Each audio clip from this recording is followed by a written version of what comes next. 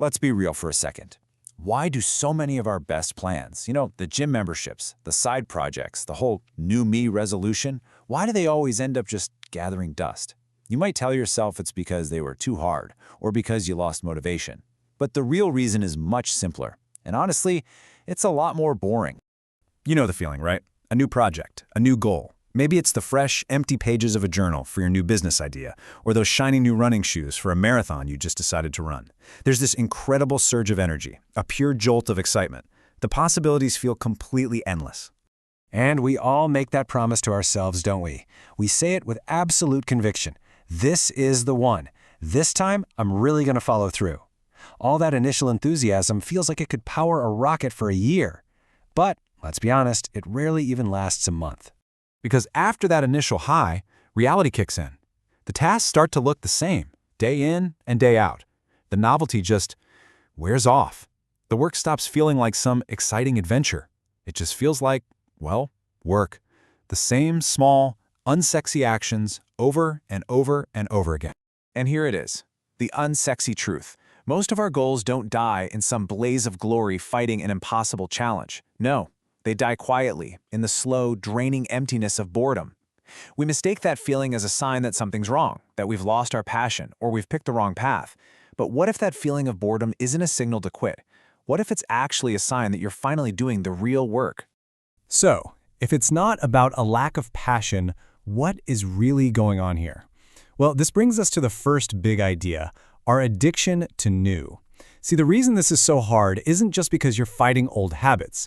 You are in a biological battle with your own brain, an organ that is fundamentally hooked on novelty.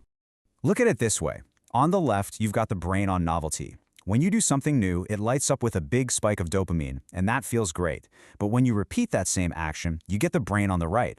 The dopamine response gets smaller and smaller, the excitement fades, and your brain just calls this boring. It wants another hit of something new. But just look at the result. Novelty gives you these fun, short-term spikes.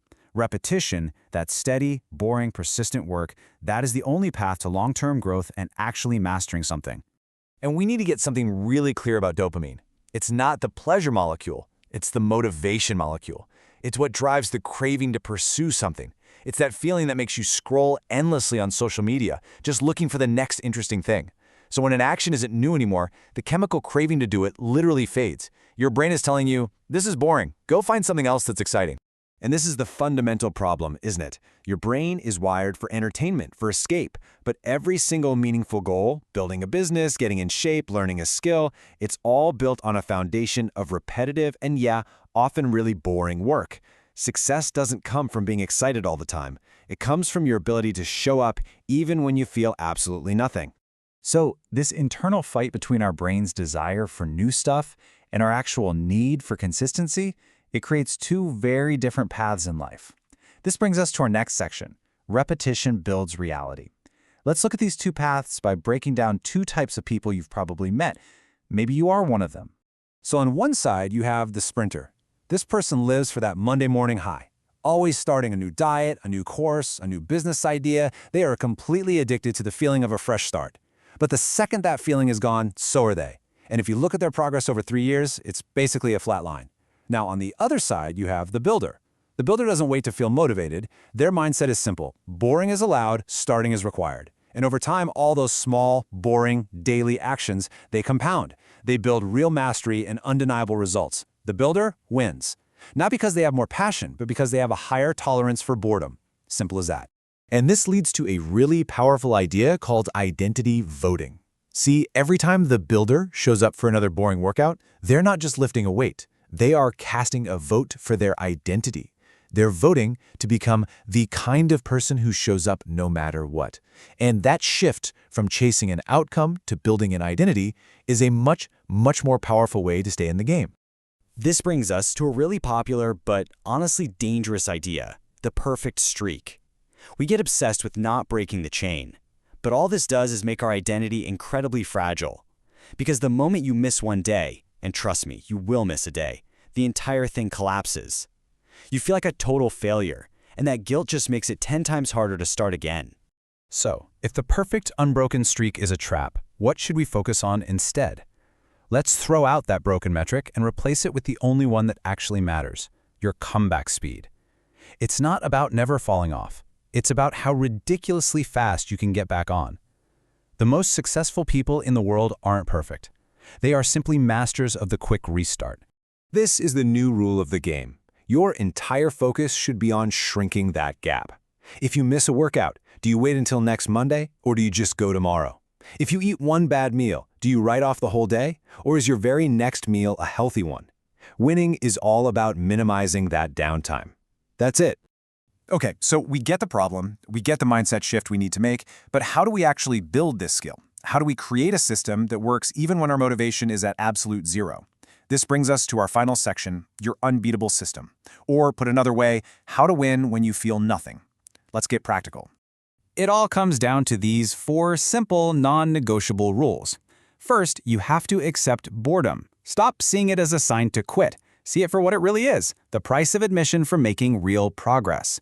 Second, you have to shrink the task until it's almost embarrassingly small. The goal isn't some heroic workout. The goal is to do 1 push-up, just to prove you can start. Third, remember you are casting a vote for your identity with every tiny action. And finally, and this is the most important one, protect your comeback speed. When you fall off, your only job is to restart as fast as humanly possible. Let this one sink in for a second. Your best days, the days you feel inspired and motivated, those are a bonus. A reliable, successful life is built on your worst days, on what you're willing to do when you feel absolutely nothing. That minimum standard, that non-negotiable baseline you commit to, that is where your entire future gets built. So let's end with a metaphor to tie this all together. Think of motivation as a spark. It's bright, it's hot, and yeah, it's great for starting a fire, but it burns out really, really fast. Consistency, on the other hand, is the engine. It's boring, it's predictable, it makes the same sound every single day. But it's the engine that will actually get you where you want to go. The constant hunt for the next spark of motivation is just a trap. It keeps you stuck in this endless cycle of starting and stopping. The only real way forward is to accept the boredom, embrace the repetition, and start building your engine, one small, consistent, boring action at a time. So I'll just leave you with this question. Forget about hype and inspiration for a minute. Be honest with yourself. What is the one boring, unsexy, repetitive action that, if you just did it consistently, would fundamentally change everything for you? That's where your real success is hiding, and that's where you should start, right now.